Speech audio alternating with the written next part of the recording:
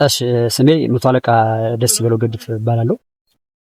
ያው ተወልጄ ያደግኩት እዚሁ ምስራቅ ጎጃም አካባቢ ነው። የመጣሁት ከመከላከያ ከሪፐብሊኩ ጥበቃ ኃይል ሜንቴናንስ መምሪያ ነው። በክፍል ውስጥ ቆይታዬ መጀመሪያ የ25ኛ ፈንቅል ክፍለ ጦር አባል ነበርኩኝ። ለትምህርት ተመልምዬ ወደ መከላከያ ዩኒቨርሲቲ ተልኬ ነበር። መከላከያ ዩኒቨርሲቲ የአውቶሞቲቭ ኢንጂነሪንግ በዲግሪ ለ5 ዓመት ተምሬ ከጨረስኩ በኋላ ሲመደብ በሪፐብሊካን ጥበቃ ኃይል የሜንቴናንስ መምሪያ ውስጥ ነበር የተመደብኩት። ስለዚህ የነበረኝ ኃላፊነት ደረጃ በጋራጅ ውስጥ የቡድን መሪ ሆኜ ስራ ቆይቻለሁ ማለት ነው። በጣም አሪፍ። አሁን እንደነገርከን ረጅም ጊዜ አገልግሎት የሰጠበት ሂደት ነው ያለው በመከላከያ ሰራዊት ውስጥና አሁን ባለው ነባራዊ ሁኔታ የመከላከያ ሰራዊት የተዋጊው የተቋም ደረጃ በፊት ከነበራችሁበት አንፃር በተለይ በዚህ በ3 እና በ4 ዓመታት ውስጥ እንዴት ሊገለጽ ይችላል? የተቋሙ ሂደት አቅም በኢትዮጵያ ቀጠና ውስጥ በሚያደርጋቸው እንቅስቃሴዎች በምን አይነት መንገድ ነው ልትገልጸው የሚችለው አንተ? በመጀመሪያ ከሁሉም አስቀድሜ መናገር የምፈልገው የመከላከያ ሰራዊት ማለት የሀገር መከላከያ ሰራዊት ነው እና የብሔር ብሔረሰቦችና ሕዝቦች ተዋጽኦ መሆን ነበረበት። ከ2011 ወደዚህ ያለው የመከላከያ ሰራዊት አወቃቀሩ የአንድ ብሔር የበላይነት የሚታይበት አይነት ሆኖ እናገኘዋለን። ይህ ማለት በትግራይ ጦርነት የትግራይኛ ተናጋሪዎች የሉም። አሁን ላይ የአማርኛ ተናጋሪዎች በአንድም በሌላም ምክንያት እየተገፉ ከትግሉ ውስጥ ለቀዋል። ስለዚህ አሁን ከተቋም አንጻር ሲታዩ የሀገር መከላከያ ሰራዊት ተቋም ነው ለማለት ትንሽ ያስቸግራል። የአንድ ብሔር ብቻ የበላይነት ያለበት ነው። ሁለተኛ ከአወቃቀርም አንጻር አብዛኛው ሰራዊት እንደ ወታደር ዳርና ድንበር መጠበቅ በነበረበት ኮንዲሽን ላይ አይደለም ያለው። ከአቋም አንጻር የሀገር መከላከያ ሰራዊት ሀገርን ዳር ድንበርና ሉዓላዊነትን ማስከበር ሲገባው አሁን ላይ ወደ መሀል ሀገር ገብቶ በተለይ አማራ ክልል ውስጥ ነው የሚገኙ። ድንበሮቹም ከዚህ በፊት የነበረበት የሰራዊት አሰፋፈር ከነ ምዕራብ ዕዝ፣ ሰሜን ዕዝ፣ ማዕከላዊ ዕዝ እና መሰል እንደ ምስራቅ ዕዝ በሶማሊያ በኤርትራ ድንበር በሱዳን መሰል አካባቢዎች ላይ ወይም ሁለታችኛው የሀገራችን ክፍል ብትሄድም ወደ ደቡብ ጫፍ የመከላከያ ሰራዊቱ በድንበር አካባቢ የለም። በአሰፋፈር ሁኔታም መሀል ሀገር አማራ ክልል ላይ ነው ሰፍሮ የምታገኘው። ከውጤታማነት አንጻር ትልቁ ታርጌት አሁን ላይ ሰራዊቱ አላማው ሌላ ነው ይመስል ያ ማለት በነበርንበት ሁኔታ በሚዲያም በአካልም እንደምንመለከተው ዘር ጭፍጨፋ አይነት እስኪመስል ድረስ አሁን ላይ በተለይ በአማራ ክልል እየተካሄደ ያለው ውጊያ ስልት ብዙሃኑን የሚያስቆጣ ሆኖ እናገኘዋለን። ይህ ማለት የአማርኛ ተናጋሪዎች ብቻም ሳይሆን ሌሎችንም ቢሆን አማራ ክልል እየተደረገ ያለው ውጊያ ሁኔታ አግባብነት እንደሌለው ነው የምንረዳው። በዛ ልክ ነው አንደርስታንዲንግ ያለን ማለት ነው። በጣም ጥሩ። ከዚህ ካነሳው ነጥብ አንጻር የመከላከያ ሰራዊት አመራሮች፣ ከፍተኛ አመራሮች ጠቅላይ ሚኒስትሩን ጨምሮ በተለይ በዚህ በአማራ ክልል እየተደረገ ያለውን የዘር ጭፍጨፋ ተራ ሽፍታ የማባረር ጽንፈኛ የማባረር ህገ ወጦችን የማሳደድ አይነት ተልዕኮ ብቻ እንዳላቸው ሲጠቅሱ ነበር። ይህ ነገር በእናንተ ሚሊተሪ ውስጥ እንደቆያችሁ ወይንም ግዳጅ እንደመሰጠቱና ሁኔታውን በቅርበት እንደማየታችሁ አንጻር በምን ቋንቋ ነው ልገልጸው የምችለው? አንተ እንደ አንድ የሰራዊት አባል በአማራ ክልል ውስጥ እየተደረገው ያለው ውጊያ እውነት እነሱ እንደሚሉት በዚያ ልክ መግለጽ ይቻላል ብለህ ታስባለህ? ከዛ በፊት ምናልባት ሀሳቡ እንዳይዛንዛ እንጂ የመከላከያ ሰራዊቱ ለምሳሌ ወደኋላ መለስ ብለን ብናስብ የሰሜን ዕዝ ተጠቃ ከተባለበት እሱም ሰሜን ዕዝን ጦርነት ማስነሳት የትግርኛ ተናጋሪ ያሉበትን ቦታ ይዘት በመምሪያ ደረጃና በኃላፊነት ደረጃ ያሉበትን ቦታ በመንጠቅ በኦሮሞኛ ተናጋሪዎች የመተካት ስልት ተጠቅመው አሁን ላይ በእያንዳንዱ ቦታ ላይ ያለው የኦሮሞኛ ተናጋሪዎች በኃላፊነት ቦታ ላይ ተገኝቶ ይገኛል። ያ ማለት የሰሜን ጦርነት ሲነሳ እያንዳንዱ ትግርኛ ተናጋሪ ከቦታው ላይ በመነሳቱ ፋንታ እዛ ቦታ ላይ በሙሉ ሲተኩ የነበሩት የኦሮሞኛ ተናጋሪ ሰዎች ናቸው። እነዚህ ሰዎች አብይ አህመድንና ብርሃኑ ጁላን ጨምሮ የሚሰጧቸው መምሪያዎች አሜን ብለው የመቀበል ግዴታ አለባቸው፣ አንድ ቋንቋ ስለሚናገሩ። ትልቁ ታርጌት ቅድም እንዳልኩት ነው። ዘር ተኮር ጭፍጨፋዎች ሲካሄዱ እሱን አሜን ብሎ በመቀበል ይህንን ህዝብ የማሰቃየት አጀንዳ ሰጥቷቸው እሱን ተቀብለው እያስፈጸሙ ይገኛሉ። ከሰራዊት አንጻር በፕሪንሲፕል ደረጃ ወይም ደግሞ በመርህ ደረጃ ማለት ነው ሰራዊቱ ሀገር ነው መጠበቅ የነበረበት። ግን ያን ከማድረግ በተረፈ አማራ ክልል ያሉትን የአማራውን ጭፍጨፋ ይቁም በሚል የወጡት ነው ወይ ደግሞ የአማራው የመፈናቀል የመገደል አባዜ ለምን አይቆምም በሚል ለመታገል የወጡትን ፋኖችን ልክ እንደ አክቲቪስት ወይ ደግሞ እንደ ጽንፈኛ በመቁጠር ያንን ሰበብ በማድረግ የባሰ አባባሌ ገብቶሃል አይደለ? ልክ መጀመሪያ ታቅዶ የነበረው ሌላ ነው። በኋላ ደግሞ ይሄ ይቁም። የአሁኑ ትውልድ ነቄ ትውልድ ነው።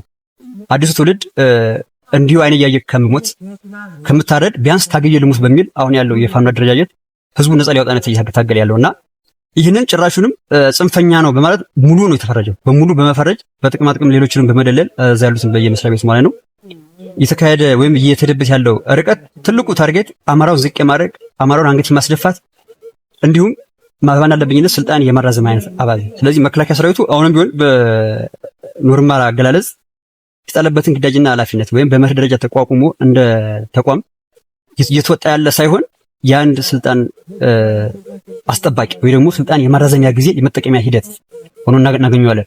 ከዚህ አንጻር ሰራዊቱ በብዛት ቅሬታ ውስጥ እንዳለ መግለጽ ይቻላል። ቅድም ብየዋለሁ፣ አማርኛ ተናጋሪ ስለሆንኩ ወይም አማራ ስለሆንኩ አይደለም። ሌሎች ብሔር ብሔረሰቦችም ቢሆን ይህንን አይነት አካሄድ አይቀበሉም። አብዛኛው በየቦታው ትጥቁ የያዘ ሲኮበልል እናገኝበት አጋጣሚም አለ። ይህን ካለመቀበል የተነሳ አንድ ማሳያ በሪፐብሊኩ ጥበቃ ኃይል ለምሳሌ አንድ ክፍለ ጦር አንደኛ አዲስ አበባ ዙሪያ ላይ ጥበቃዎች አሉ። ጥበቃ የሚጠበቀው በከዘራ ነው። በነገር ላይ ለምን ከተባለ እዚህ ያለው የአማርኛ ተናጋሪ ብቻ ሳይሆን ሌሎች ብሔር ብሔረሰቦችን ጭምር ያለው ኦሮሚያ ተናጋሪዎች ጭምር ሳይቀሩ አካሄዱ ስላልጠማቸውና ያለው የተቋም ሂደት አሁን ያለው ማለት ነው ሀገርን ከመጠበቅ ይልቅ ሀገርን የማፍረስ አካሄድ እንደሆነ ሲገባቸው ትጥቅ ጭምር እየያዙ ነው ሲከዱ የሚገኙት።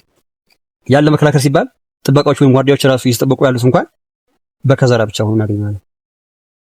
በጣም አሪፍ ጥሩ ነው። የመከላከያ አመራሮች በተለይ አሁን ከዚሁ ከአጠቃላይ እዚህ አማራ ክልል ላይ ካለው ጉዳይ ሳንወጣ ውጊያዎች አሉ በቀጥታ እናንተ የምታውቃቸው። በተለይ አማራ ክልል ላይ እየተደረገ ያለው አውደ ውጊያ አለ። ይህን ውጊያ ተራ ግጭት የማስመሰል ወይንም ከፍተኛ ጦርነት የለም የማስባል በተለይ የመንግስት የሚዲያ አካሎች ስለ ውጊያው ስለ ጦርነቱ ምንም አይነት አሁናዊ ዘገባ ሲሰጡ አይታይም። በተለይ የሚዲያ ሽፋን እየሰጡት አይደለም። ጦርነት አማራ ክልል ውስጥ መኖር እንኳን በሌሎች አካባቢ በመንግስት ሚዲያ በኩል እውቅና የመንፈግ አይነት እንቅስቃሴዎች አሉ። ለነዚህም አብይ አህመድ ወደ ምክር ቤት በመጣበትና ሌሎች የሚኒስትር ኃላፊዎችም ወደ ሚዲያ በሚወጡበት ሰዓት ተራ ግጭት የማስመሰል እንቅስቃሴዎች አሉ። ነገር ግን የአማራ ክልል ውስጥ ላይ ያለው የመከላከያ ሰራዊት በብዛት እዚሁ አካባቢ ነው ያለው የሚል ነገር አንተ ስትናገር ነበርና ይሄን ነገር እንዴት ልናየው እንችላለን ብለን ወይንም በምን መንገድ አንተ ልትገልጸው ትችላለህ? ጉዳይ ጥሩ። እኔ ከምገልጸውም በላይ በእርግጥ በቦታው ላይ ያለ እያንዳንዱ ሲቪል ማህበረሰብ ቢሆን የሚካተላቸው ነገሮች አሉ። የመከላከያ ሰራዊት ቅድም እንዳልኩት ነው የሀገርን ዳር ድንበርና ሉዓላዊነት ከማስከበር በዘለለ ሌሎች ጉዳዮች ላይም ጣልቃ ሊገባ የሚችልበት አግባብ ሊኖር ይችል ይሆናል። ነገር ግን አሁን በዳር ድንበር ወይም በዙሪያዎች አይደለም መከላከያ ሰራዊቱ ያለው። መከላከያ ሰራዊቱ በሙሉ ያለው አማራ ክልል ውስጥ ነው።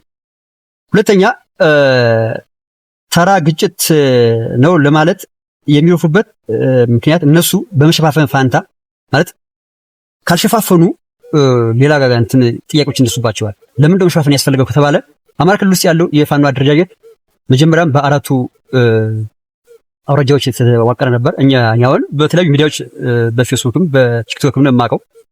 የአማራ ፋኖ በጎጃም፣ በሸዋ፣ በጎንደርና በወሎ እያንዳንዱ ቦታ ላይ ከፍተኛ የሆነ ምት ይደርሳል። ከፍተኛ የሆነ ምርኮና ያለን ከፍተኛ የሆነ ኪሳራዎች አሉ። እዚህ አካባቢ ያለው የተራ ሽፍታ ወይም ደግሞ የተራ ወንበሬ ጋር አይነት ግጭት እንዳልሆነ ሌላኛው ማሳያ ደግሞ ድሮኖቹ ሁሉ እየመጡ በእያንዳንዱ አካባቢ ላይ በአሰቃቂ ሁኔታ ሲቪል ማህበረሰብ ላይ ሲወርቁ እናያለን። ለምሳሌ የተለያዩ ቦታዎች በእነሱ ሰላም አካባቢ በዩቢ አካባቢ ሲወርቁ የነበሩት የድሮን ጥቃቶች ወሎ አካባቢ ላይም ሲቪል ማህበረሰብ ጭምር ሳይቀር አዝመራ ጭምር ሳይቀር ሲያቃጥሉ እናይበት አግባብ አለ። ሁለተኛ ከድሮን ዝቅ ባልክ ቁጥር መድፎችና ታንኮች ሁሉ ይታያሉ በውጊያ ሁኔታዎች ላይ። ምናልባትም የፋኖ ትግል የደፈጣ ውጊያ ይመስል ነበር መጀመሪያ አካባቢ ላይ እኛ በምናውቀው ደረጃ። ያ ብቻ ሆኖ ቢሆን ኖሮ መድፍና ታንክ መጠቀም ባላስፈለገ ነበር። አሁን ባለው ሂደት ወይ ደግሞ በምክር ቤት ደረጃ ቀርቦ አብይ እንደሚገልጸው ተራ ውጊያ ቢሆን ኖሮ በሻምበሎች ግፋ ቢል በሬጅመንቶች በመሻለቆች ብቻ መሸፈን ይቻል ነበር። ስላልሆነ ግን ቅድም እንዳልኩት ነው። አንደኛ ሙሉ ኃይሉ ያለው አማራ ክልል ውስጥ ነው። ሁለተኛ ውጊያዎች እየተካሄዱ ያሉት በሞርታር፣ በመድፍ፣ በታንክ፣ በድሮን ነው። ይህንን እስከ ድሮን ድረስ እየተጠቀምክ ያለህበትን ውጊያ ተራ ውጊያ ነው ብሎ ለማለት ይከብዳል። ምናልባት የማያውቅ ሰው ያለ አይመስለኝም። አማራ ክልል ያለ ህዝብ ያንዳንዱ ቦታ ላይ የሚወለጨፉትን መድፎች ያውቃል። የሚወርደውን የድሮን ጣጣ ያውቃል። ህዝቡ ምን በሚያል ደረጃ የተሰቃየ እንዳለ ህዝቡ ራሱ ያውቃል። ሌሎችም ቢሆን በተለያዩ አውታር ሚዲያዎች በቲክቶክ፣ በፌስቡክ፣ በቴሌግራም በወሰረፈ መረጃው ስለሚደርሳቸው እያንዳንዱ ማህበረሰብ ተራ ውጊያ እንዳልሆነ ጠንቅቆ ያውቀዋል። ችኛዋ ግን ያው ለማመን ሊቸገር ይችላል። ውጊያ ሁኔታ ግን ተራ ውጊያ እንዳልሆነ በአካልም በሚዲያም የተገለጸበት መግባባ እንዳለ ነው የሚረዳኝ። በጣም ጥሩ። ወደኋላ መለስ ብለን በተለይ በመከላከያ ሰራዊት ውስጥ ያለው የብሔር አወቃቀር ወይንም የብሔር ተዋጽኦ ፍትሃዊነት አለው ከላይ እስከታች የአመራርነት የሚል ነገር ነው ያለው። ከዚህ አንጻር በተቋም ውስጥ ያለው ዘርፈ ብዙ ችግር፣ ውስብስብ የሆኑ ችግሮችና ወደ አንድ ብሔር ያደላል የሚሉ ሀሳቦች በስፋት ይንጸባረቃሉ። እናንተ በሚሊተሪ ውስጥ ሆናችሁ ይህንን ነገር አጠናክሮ ማሳያ ሊሆን የሚችል ነገር የገጠማችሁ ነገር አንድ ሁለት ተብሎ ሊገለጽ የሚችል ነገር የለም ወይ? እነዚያ ነገሮች ካሉ በምን አይነት መንገድ አንተ ልትገልጻቸው ትችላለህ? ከተቋም አንጻር ያው ማንም ሰው እንደሚያምነው መከላከያ ማለት ተቋም ነው፣ ሀገር ነው፣ ድንበር ነው የሚጠብቀውና እሱን አምኖ የማይቀበል ሰው ሊኖር አይገባም ነበር። ነገር ግን ተቋሙ እንደ ተቋም የተጣለበትን ግዳጅና ኃላፊነት ባለመወጣቱ የተነሳ አብዛኛው ሰው ተቋሙን እየጠላ ይወጣል። ከዛ መካከል አንደኛው እኔ ነኝ። ከተዋጽኦ አንጻር ቅድም ያነሳሁት አለ የሰሜኑን ጦርነት ሆን ተብሎ የተነሳ ጦርነት እንደሆነ ከዚህ በፊት ስም መጥቀስ ላይ ያስፈልግ ይችላል። ግን እንደነ ታዬ ደንደአ ያሉት ሰዎች ከውስጥ የነበሩ ሰዎች በግልጽ ሲያንጸባርቁት የነበረና ሲገልጹት የነበረ ነገር አለ። ሰሜን ዕዝን እንዲወጋና ጦርነቱ እንዲጀመር ያደረግነው እኛ ነን ብሎ አብይ አህመድ በመድረክ ሰብስቦ ነግሯቸው አዳማ ላይ የሄደበት አግባብ አለ። ያ ማለት በፊት ከ1982 ዓ.ም ጀምሮ ህወሓት ይዞት የነበረውን በትጥቅ ትግሉ በእያንዳንዱ ቦታ ላይ በመምሪያ ኃላፊ በእዞች በክፍለ ጦሮችና በሌሎች ቦታዎች ላይ አብዛኛው የሰው ኃይላቸው ይነሱ እንደነበር ስለሚያምኑ ያን ቦታ ማስነጠቅ ስለነበረበት ለውጡ በሚል ሰበብ ማለት ነው ሰሜን ዕዝን ማስጠቃት እንደ ዓላማ አድርገው ይዞት ነበር። በሰሜን ዕዝ ጦርነት ሁሉም ትግርኛ ተናጋሪ ሰብስቦ ነው የታሰረው። ያ ቦታ ክፍት እንዳይሆን የራሳቸውን ሰው ሰብስበው የሌላ ቦታ ላይ ማስገባት ቻሉ። ሁለተኛው ዘረኝነት ወይ ደግሞ ተረኝነቱ በግልጽ ይታያል። ከዚህ ተረኝነት መካከል ሁለት ነገሮችን ብቻ ማንሳት በቂ ነው። አንደኛ በቅድም እንዳልኩ በመከላከያ ዩኒቨርሲቲ በኢንጂነሪንግ ትምህርት ቆይቻለሁና ልንመረቅ 3-4 ወር አካባቢ ገደማ ሲቀረን ምልመላዎች ይመጣሉ። ለድሮን ምልመላ ወደ ቱርክ የሚላኩ ሰዎች ከ5ኛ ባች እንዲመለመሉ ይደረግ ነበርና በምልመላው ከ4 ዲፓርትመንት ነው ማለት ይህን ሚዲያ የሚከታተሉ ሰዎችም እውነቱን ስለሚያውቁ ነው። አርማመንት ኢንጂነሪንግ፣ ኮምፒውተር ኢንጂነሪንግ፣ ኤሌክትሮኒክስ ኢንጂነሪንግ እና ፓወር ዲፓርትመንት ጋር ነው። በእያንዳንዱ ዲፓርትመንት ጋር ኦሮሞኛ ተናጋሪ ብቻ ነበር የተመለመለው ከፓወር ኢንጂነሪንግ ውጭ። ፓወር ኢንጂነሪንግ ላይ ሲገቡ ኦሮሞኛ ተናጋሪ ተማሪዎች አልነበሩ። አብዛኞቹ የአማርኛ ተናጋሪ ልጆች ናቸው። ከ5ኛ ዓመት ነው ተመልምሎ የሚሄድ የሚገባው የተባለውን እነሱ ፓወር ኤሌክትሪካል ፓወር ኢንጂነሪንግ ላይ ሲደርሱ ሁሉም አማርኛ ተናጋሪ ሲሆኑባቸው 4ኛ ዓመት ወርደው ከ4ኛ ዓመት ኦሮሞኛ ተናጋሪ አንስተው ነው ይዘው ሄዱ። ይህን ጥያቄ ለማንሳት ተሞክሮ ነበረ። ሌላ ጣጣ ውስጥ ሊያስገባ እንደሚችለው ደግሞ ያሳስራል። አቅም የለህም ብትናገር የሚሰማህ የለም፣ የበላይነቱ በእነሱ ነው። ያን በመፍራት በወሬ ደረጃ ብቻ ተቀርቶ ቀረ። ሁለተኛው የተለያዩ ጥቅማ ጥቅሞች ሲመጡ ለምሳሌ እንደ ሰላም አስከባሪ አይነት ጥቅማ ጥቅሞች። ሰላም አስከባሪ አንድ ሰራዊት አባል ባገለገለበት የጊዜ ዘመን ወደ ውጭ ሄዶ ግዳጁን ይፈጽምና ሲመለስ የሚከፈለው ድጎማ ወይም ገንዘብ አለ። እሱ ለሰራዊቱ ለሀገሪቱ ላገለገለበት እንደ ትልቅ ነገር ይታያል። አብዛኛው ሰራዊት አባል የሚከፈለው የደሞዝ መጠን አነስተኛ ከመሆኑ የተነሳ ትልቅ ዋጋ አለው ተብሎ የሚታሰበው ሰላም አስከባሪ ለኤደስ መጣ ነው። ህይወት የምትጀምረው ከዛ በኋላ ነው። እኔ አሁን በትግል ዓመት ውስጥ 14 ዓመት አገልግያለሁ። በ2017 ሰላም አስከባሪ ምልመላ ሲመጣ እኔም ስንረው ጓድ እኔም መሄድ እንዳለብኝ ስለሚያምኑ ታክቲካል የሆነ ወይ ተጠቀሙ። ምን አደረጉ መሰለ? እኔ አውቶሞቲቭ ኢንጂነሪንግ ነው ተመረቄ የወጣሁት። ምልመላው ከመጣ ቀጥታ እኔን እንደሚሳተፍ ስለሚያውቁ አማርኛ ተናጋሪ ነኝ። አማራ የሆነ ሰው ከሚሄድ ኦሮሚያ ተናጋሪ የሆነ ሰው መሄድ ነው ያለበት። እዛ ጋራጅ ውስጥ ያለ ሰው እኔም ስንደርሰው ግን እሱን ለመላክ ሌላ መንገድ መጠቀም ነበረባቸው። ምን አደረጉ? አይ አውቶ ታንክ ሰልጥኖ የመጣ ሰው ነው የሚፈልገው አሉ። ሲያነቡት ወረቀቱን ኤዲት አድርገው ይዘው ሲመጡ አውቶ ታንክ ሰልጥኖ የመጣ ሰው ካለ መልምላችሁ አውጡ ተብለናልና መልምሉ ሲባል ደስ ይበለው እንዳይባል እኔ አውሶ ሙች የሰለጠንኩት ነገር ግን በ2 ዓመት የምሰንደረውን ጓድ በቃ አውቶ ታንክ ሰለጠነ ስለሆነ በሚል ያኛው ጓድ ሰላም አስከባሪ እንዴት ተደርጓል። ሌሎች ነገሮችን ማንሳት ይቻላል። በእያንዳንዱ ቦታ ወይም ፖዚሽን ላይ ወደ ማዕከል የሚሳቡት ኦሮሚያ ተናጋሪዎች ናቸው። ወደታች ወደ ሻለቆች ወይም ወደ ፍጥሮች የሚወረዱ ደግሞ አማርኛ ተናጋሪዎች ናቸው። ውጤታማ ስራ የሚሰሩ በጋራጅ ውስጥ ብዙ አስተላለቆች፣ ምክትል አስተላለቆች ነበሩ። እያንዳንዱ አባል አማርኛ ተናጋሪው ወደ ክፍለ ጦር ነው የተባረረ የነበረው። ለምሳሌ የፖለቲኩ ጥበቃ ያለ አሁን ባለው አደረጃጀት በምንጃር አንድ ክፍለ ጦር አለ፣ ወደ አላማጣም አንድ ክፍለ ጦር አለ። ሲበተኑ የነበሩት በሙሉ አማርኛ ተናጋሪዎች ናቸው። የሚገርም ይሄንን የሚናገር ሰው ቢኖር እንኳን የሚሰማ ሰው የለም። ከታች እስከ ላይ ድረስ በአንድ ብሔር የተተበተበ ነው። ስለዚህ አድሎዎች አሉ፣ መድሎዎች አሉ። ይሄንን በማየት አብዛኛው ጦር ትግሉን በፍላጎት የምታገል አባዜ የለውም። እውነቱ ለመናገር ምንም ማለት በፍላጎት የሚታገል አይነት አግባብ እንደሌለ ስለሚያውቅ ሁሉም እየተወ ለመሄድ ይገደዳል፣ ይሄን ጨምሮ ማለት ነው። በጣም አሪፍ፣ በጣም ጥሩ። አሁን ባለው ነባራዊ ሁኔታ የመከላከያ ሰራዊት የሚሰጠው አገራዊ ጉዳዩ አለ፣ ዓለም አቀፍ ተቋም ነው። የሚሰጠው አገራዊ ጉዳዩ አለ፣ ዓለም አቀፍ ተቋም ነው። በመከላከያ ሰራዊት ውስጥ በፊት እኛም እንደምናውቀው ከፍተኛ ድጋፍ ሲደረግለት የነበረ ከእያንዳንዱ ማህበረሰብ የተውጣጣ ነው ተብሎ ይታሰባል። አሁን ባለው ነባራዊ ሁኔታ የመከላከያ ሰራዊት አባል ውስጥ ያለው በተለይ አሁን የሚመጣው የሰራዊት አባል ከሆነ አንድ አካባቢ ላይ በስፋት እየታፈሰ የሚመጣ ከዛ ባለፈ ደግሞ የሚታገልለትንና ወደ ሚሊተሪው የሚገባበትን ዓላማ ጠንቅቆ የሚረዳ ነው ተብሎ አይታሰብም። ከዛ አንፃር በተጨባጭ የመከላከያ ሰራዊቱና ህዝቡ የኢትዮጵያ ህዝብ ማለት ነው አሁን ያለው በመከላከያ ሰራዊት ውስጥ ያለው የሰራዊት አባል የእውነት ከዓላማ ጋር የተዋሃደ ነው። ያንድ ከተቋቋመለት ዓላማ ጋር የለበሰው ሚሊተሪ ያንድ ብሔር ያንድ ሀገር ኦር ያንድን ሀገር ሉዓላዊነት የሚያስጠብቅ ወታደራዊ ቁመና ያለው ኃይል ነው። ከህዝቡስ ስነልቦና አንፃር ከሰራዊት ስነልቦና አንፃር እውነት መከላከያ ሰራዊት አለው ተብሎ ያስደፍራል ወይ? ይሄ ነገር እንዴት ነው አንተ የምታየው? ካንተ ትዝብት አንፃር ረጅም ዓመት እንደመቆየት መጠን ይሄ ነገር ከጊዜ ወደ ጊዜ ያለውን ሂደት ትረዳለህ ብዬ አስባለሁ። ከሰራዊቱ አወቃቀርና ከተቋቋመለት ዓላማ አንፃር ሲታይ ሰራዊቱ በምን ደረጃ ይገለጻል ለሚለው ሰራዊቱ በመርህ ደረጃ 4 ቁልፍ እሴቶች አሉት ተብሎ ነው የሚገለጸው በመከላከያ ሰራዊት ውስጥ። እነዛን አራቱንም እሴቶች ግን አሁን ላይ የሉም። ይሄ ከራስ በፊት ለህዝብና ለሀገር ያልተሸራረፈ ዲሞክራሲ፣ ምንጊዜም የተሟላ ስብዕና ወሰረፍ አራቱንም እሴቶች አፕላይ አድርጎ ህዝብንና ሀገርን እንዲጠብቅ የተቋቋመ ተቋም አሁን ላይ እሱ ቀርቶ የአንድ የፖለቲካ ፓርቲ ስልጣን ማስጠበቂያ ሆኖ እናገኘዋለን። በመጀመሪያ ህዝብ ላይ ፍቅር አለው ወይ? ህዝቡ እንዴት ነው የሚያየው መከላከያ ሰራዊቱን ካልከኝ እኔ ረጅም ጊዜ ስለቆየ ነው። በእርግጥ ልክ ነህ።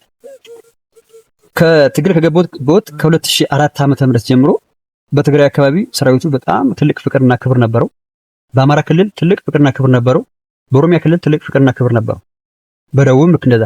በየትኛውም ብትሄድ በአራቱ ማዕዘናት ማለት ነው። መከላከያ ሰራዊቱ ከ2013-12 አካባቢ ጀምሮ የሰሜኑ ጦርነት በሚል ትግራይ ላይ የተፈጸመው ነገር ያልታወቃል። ከዛን ጊዜ ጀምሮ በትግራይ ሰራዊቱ አይወደድም። አሁን ላይ ትግራይ ክልል ውስጥም ሰራዊት የለም። የትግራይን ሲጨርስ አማራ ክልልን ነው የማጥፋት ዘመቻ የቀጠለው። አማራ ክልልም የህዝብ ፍቅር የለው።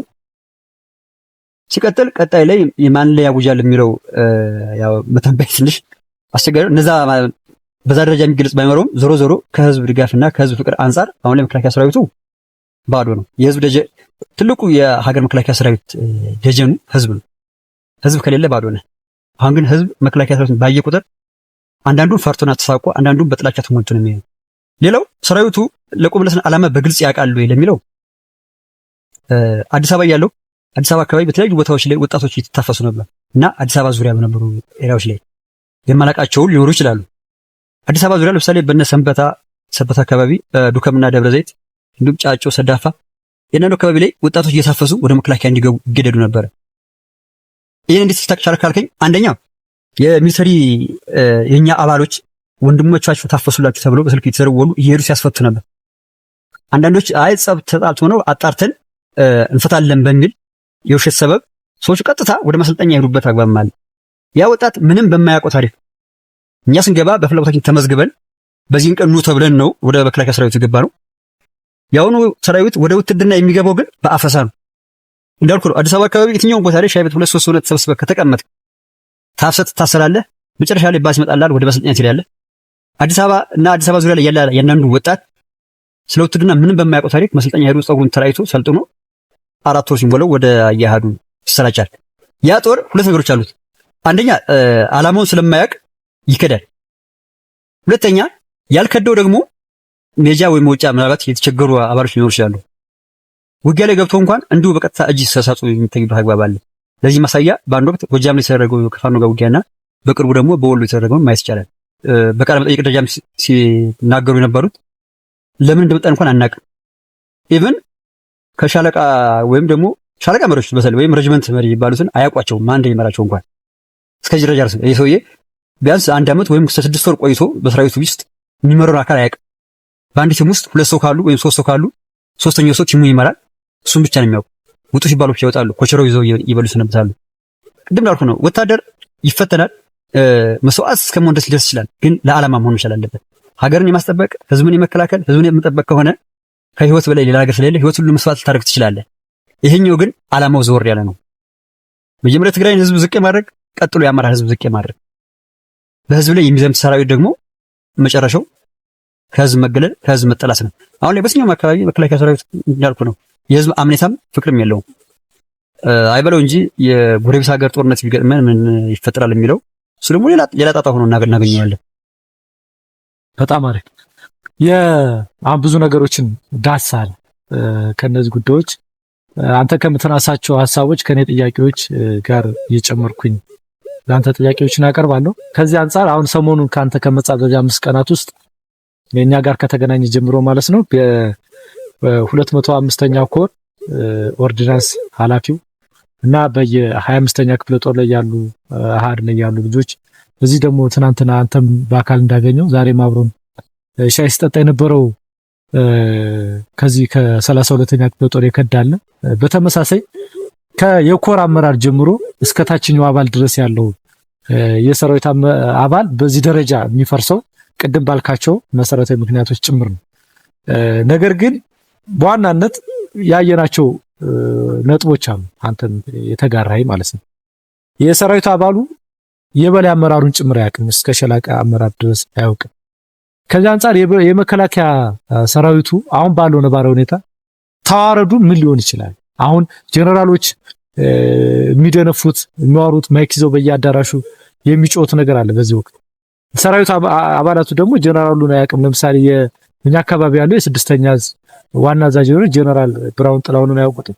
ከዛ አለፍ ሲል የ602ኛ ኮር አዛዥ ጀነራል ሶፊያ መሐመድንም አያውቁትም። ከዛም አልፎ 32ኛ ክፍለ ጦር ላይ ያለው ኮሎኔል ዓለም ሰገድንም አያውቀው። የቅድም የመጣው ይሄ የ9 ወሩ ነው። ይሄ ነገር አንድ 9 ወር ውስጥ ላይ የቆየ አባል አመራሮችን አለማወቁ በተለየ መንገድ ምንድነው ምክንያቱ ልትል ትችላለህ? አሁን ያላቸው ርቀት በዚህ ደረጃ በአመራሩና በሰራዊት አባላቱ መካከል ያለው ርቀት ምንድነው ለኛ ሊነግረን የሚችል? ለአባሉስ ምን አይነት መልእክት ታስተላልፍለት ትችላለህ? ከርቀት አንፃር ለነከለ ኃላፊዎቻቸውን ያለማወቃቸው ትልቁ ነገር ሰራዊቱ ከነ መሪው ጋር በቅርበት ተነጋግሮ ስለ ዓላማው በግልጽ ተወያይቶ ያውቅ። እነሱም አባሉን ማግኘት አይፈልጉም። አባሉን አግኝተው ማወያየት፣ ግንባታ መስጠት፣ ወኔ ሞራል እንዲኖሩ ማድረግ የሚችሉት ለሆነ ዓላማ ለሆነ ሰም ፐርፐስ ቢሆን ነበር። ስላልሆነ አባሉን አግኝተው ማወያየት አይፈልጉም። እነሱ በተዋረድ ባላቸው ኃላፊነት ምክንያት ግዳጁን እያወረዱ ይወርዳሉ።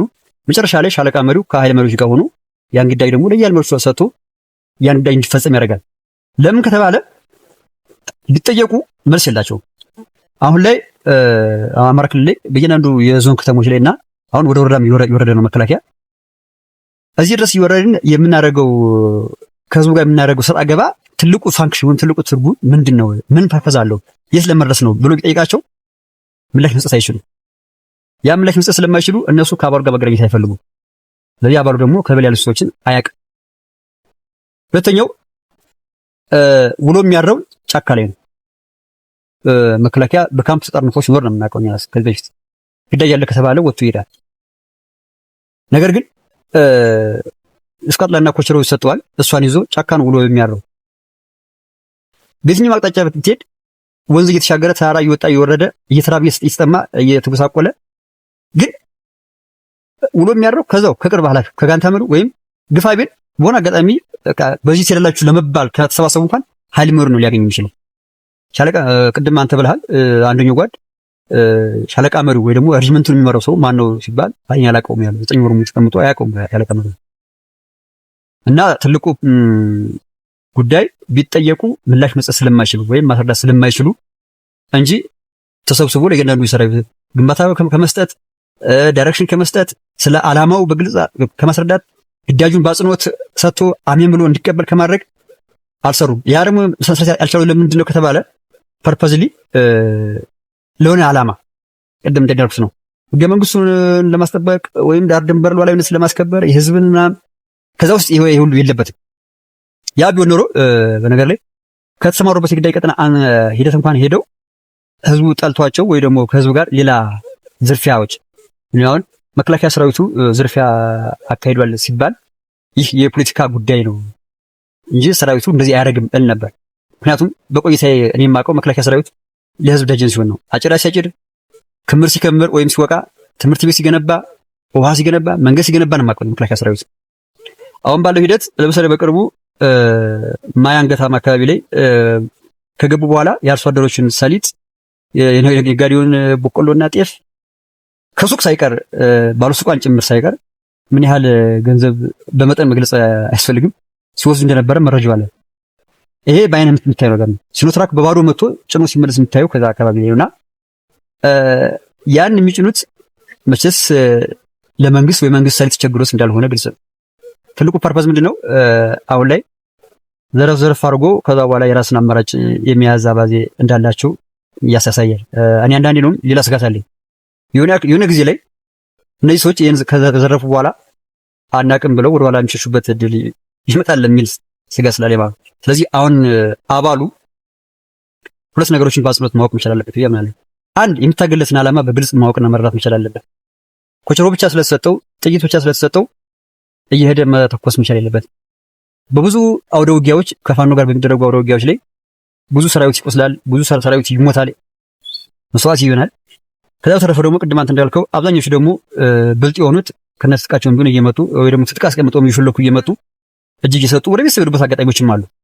ስለዚህ ዓላማቸውን በግልጽ አድርገው እስካላስረዷቸው ድረስ ከህዝቡ ጋር የሚኖር አመጽ ከህዝቡ ጋር የሚቀጥል ጦርነት ስለሌለ አባሉ በተለይ ጥያቄ በግልጽ እስካልተረዳ ድረስ የውጊያው ሁኔታ አቅጣጫውን አይቶ ራሱን የሚያድንበትን አግባብ ቢፈጥር የተሻለ ነው ብዬ ምክር ሀሳቤን እለግሳለሁ።